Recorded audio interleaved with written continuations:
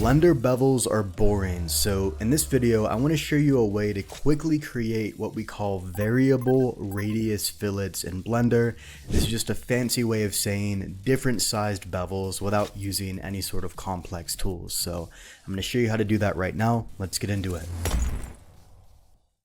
If you're brand new to hard surface modeling and want to learn our entire workflow in under 2 weeks with about 30 to 60 minutes of work a day, like thousands of our students have done here, check out the link in the top of the description. So I'm going to start with the cube, and then I'm just going to bevel one of the edges here on the cube, give it a good amount of segments, and we're good to go. Now you might think you could just go in here and then scale this in. And while that does kind of contribute to the effect that you want, you can see what happens to these edges here.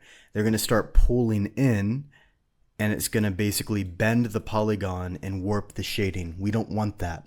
So instead, there's a much better solution. This is kind of a hack, and a lot of people don't know this, but what you can do is you can control click on these edges right here, and instead of scaling that in, use the loop tools feature. You can turn this on directly in Blender. You just go to edit, preferences, and under get extensions, search for loop tools and then turn that on.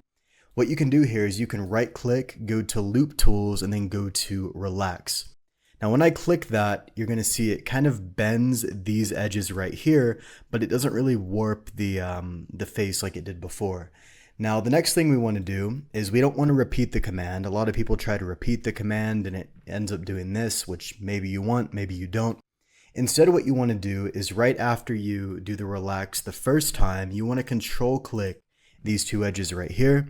We're going to right click, we're going to go to loop tools, and then we're going to go to relax one more time.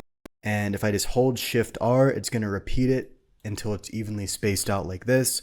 And you're going to see we have a really clean transition all the way around. We have the bevel maintained here, but it's also not distorting any of the shading. So now we kind of have this desired effect right here. So, I could add a large taper here. I could go to this one. I could add, obviously, a much smaller taper. I could just go in. I could right click, loop tools. We'll go to relax, and then we'll go in here and make sure these are selected. Relax this one more time. And sorry, make sure you have those selected. And then just hold Shift R. And you can kind of repeat, the same effect over there. And you can make these even smaller if you want to. You can just go in, have a very tiny bevel, which, will have a very similar effect. And then I can just go in here, I can relax it, then relax it again, hold Shift R. And now I have, essentially a much smaller version of this one right over here. You can kind of see the difference. Shade auto smooth, and I'll turn off cavity so you can see it better. You can see the transition right there, and you can also see the larger transition over here. All right, I want to show you another way to do this. What you can actually do is you can carve out the taper using the knife tool and then bevel it that way. Let me show you.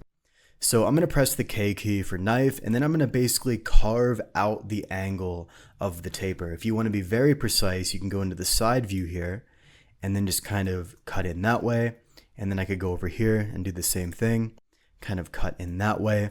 And then I could just go into this edge and bevel this. Now make sure you have the clamp overlap feature turned off. Otherwise, right when it bevels and hits these vertices right here, it's going to stop. So make sure you turn that feature off. So Control B, make sure that's turned off.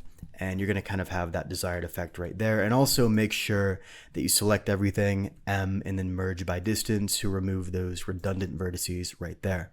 And if you want to make this even more precise, because we kind of eyeballed this more or less, you can actually go in at this point and just relax this. Go in, go to relax, or rather space. We'll go to space and then go to relax. Looks like I eyeballed it pretty well, so we didn't have much to space out there, but you can kind of see that gives us a very similar effect. It's just a different way to approach it.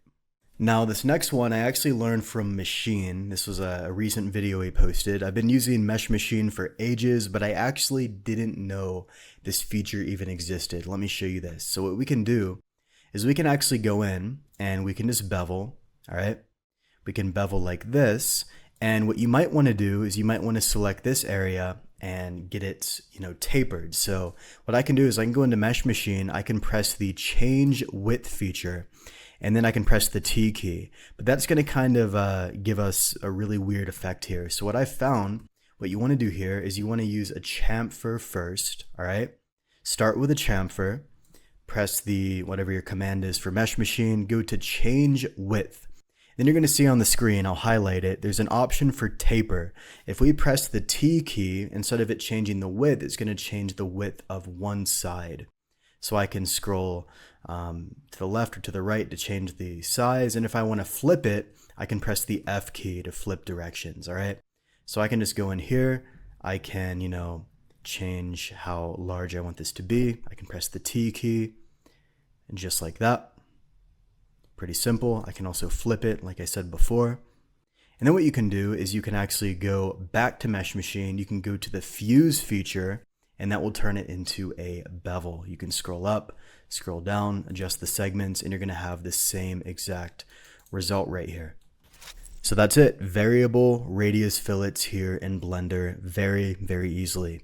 Now guys, if you want to learn our entire hard surface modeling workflow in Blender in under 2 weeks with about 30 to 60 minutes a day, like thousands of our students have done here, click the link in the pinned comment or in the top of the description. We'll explain how we can get you those results in a very short period of time. And if you're already more advanced in Blender, then definitely check out our Hard Ops and Box Cutter program. That will make your Blender workflow literally 8 times faster. So a 100-hour Blender project would only take you about 12 on average. So I'll link those programs in the description below.